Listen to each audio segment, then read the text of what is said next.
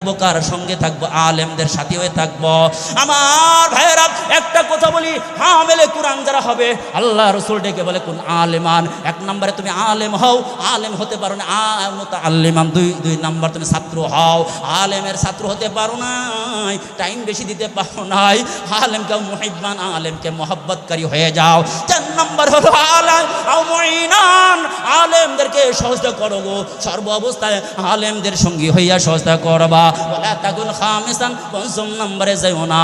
ও দোস্ত একটু খেয়াল করো, আলেমরা কিন্তু দুনিয়ার বাদশা, আখিরাতের বাদশা। কোনো আলেম দেখবেন না তোমাদের মতো এত শ্রম দিয়া দুনিয়ায় অপমানিত হইয়া লাঞ্ছিত হয়ে জীবন যাপন করে না।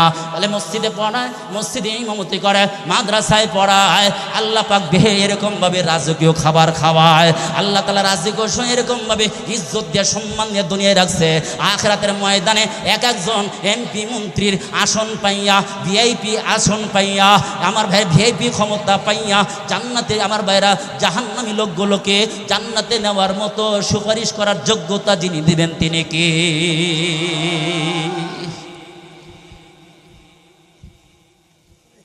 আর 10 মিনিট, ঠিক আছে? হ্যাঁ, আচ্ছা আচ্ছা।